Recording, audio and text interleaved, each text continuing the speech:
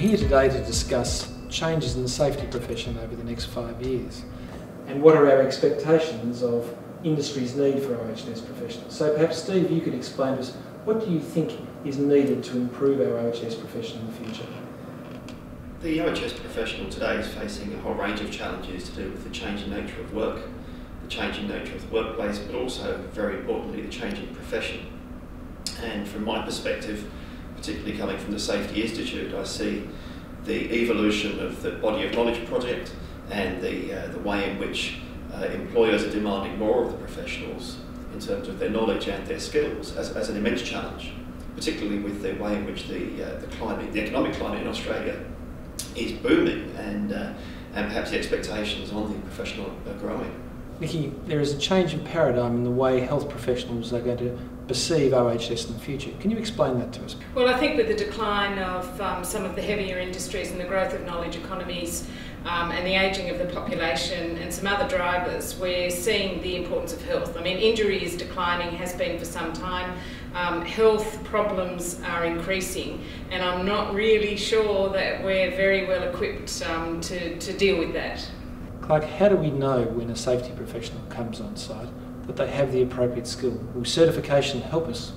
Well, what we've been doing at the Health and Safety Professional Alliance and through WorkSafe Victoria is working with the professional bodies to bring to life their current certification processes and ensure that the directories that they make available have people on those directories that are meeting the basics of standards and using a core body of knowledge to base their opinions on. So using evidence to base their opinion on, and importantly, to work within a set of service standards and code of ethics. The kind of skills that we're seeing more and more is that they've got a core body of skills in technical knowledge, but also the ability to work within the behaviours that are found on Victorian workplaces and Australian workplaces. Aaron, you're an OHS recruiter. What are your clients expecting of OHS professionals now, and what do you think they will expect in the future? Look, there's an increased focus around qualifications that we've seen continue over a number of years, but I think the important aspect from our organisations that we represent is that traditional attraction and retention strategies are no longer sufficient in the current economic climate with the war of talent that is continuing to evolve post-GFC. So what we are seeing is that organisations are looking to attract, retain and reward their employees in more creative ways. And what are they looking for in the skill base? So is it right that they assume there will be that technical knowledge, but they're looking for something else in it? Look, there are two levels. At the senior end, certainly the technical skills are assumed knowledge, and that's part of our assessment process, and we're more focused on the leadership engagement and ability to drive change from an organisational perspective that's most important. Steve, you've heard Aaron describe what employers are looking for in OHS professionals. How do we bring those skills, such as leadership, into the undergraduate and postgraduate structure of education?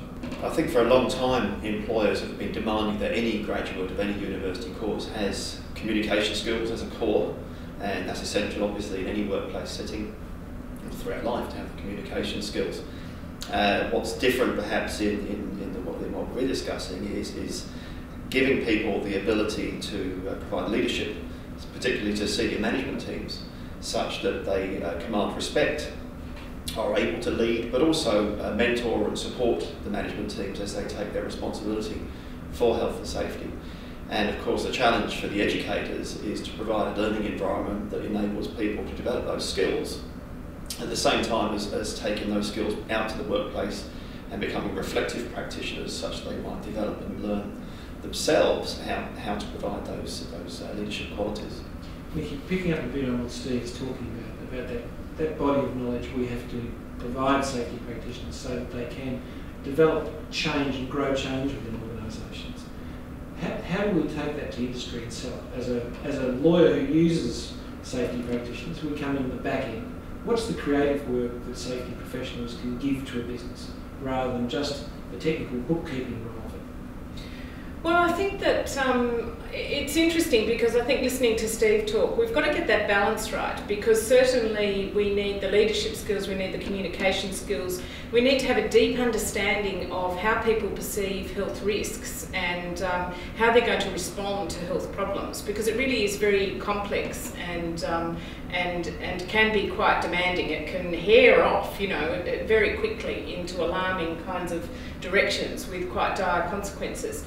So we need those skills, but we do also need technical skills as well. I don't know about you, but sometimes you go into some workplaces and you see there's an overdue emphasis on technical skills, and you see somebody that really knows what they're talking about, but they haven't got any ability to inspire, to lead, to bring about change. And then in other occasions, you go into some places and somebody's just, oh, well, I've moved into the OHS job, you know, and they've got no technical ability at all.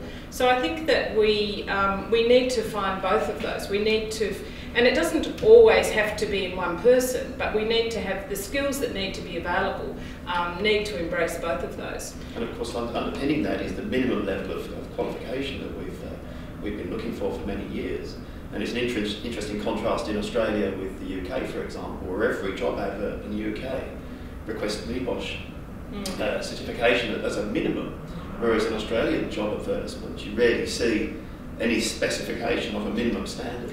Well, and we haven't really begun to have that, well, we've begun, I think because of the work that WorkSafe Victoria have done, but we're only just beginning to properly have that conversation about what are the qualifications, what are the competencies we need. Up until now, and still out there now, anything goes, you know, there's really no shared view of how this should work. Well, Clarke, that really brings a point that I think you can add a lot to, and that is, what are the responsibility of the professions for bringing up to that minimum standard? And what are the responsibility of the regulators? Where does that marry? Look, Niki's right. Up until very recently, there hasn't been a lot of progress within that area, both of the industry of accepting that they do need specific skills and knowledge to come in to improve things. You know, Niki's right that injury rates are falling, but there are still horrific stories every month in this jurisdiction in Victoria of workers dying, workers suffering broken backs, workers suffering serious injuries that were occurring in the 1800s. So there's still a lot of work to do in the basics, there's no doubt about that. But what we really need to do as a regulator is to work with the profession, and we've been doing that in some of the initiatives that I think we've launched and announced over the last couple of years. Things like an agreed code of ethics and service standards for the professional members of these associations. So it's being quite open and to say that there is two levels of membership here. Those people that have gone and got the qualifications, gone through the certification process, and are prepared to say, I do my work in accordance with this service code. The other thing is that we are working very closely with the universities, not just in Victoria but across Australia, that provide education in occupational health and safety. And the reason for that is many of these universities are conducting research, the very research that these professionals need to base their opinion on, evidence research. And I think Niki will speak quite strongly in trying to get that research into practice quite quickly, because at the moment there's quite big gaps in that. So we've recently launched the new board to accredit universities, so those courses are providing a consistency to the education of the graduates that are in them. So there is a lot going on, but I'll take it that it is reasonably recent, but I think we're building a great deal of momentum.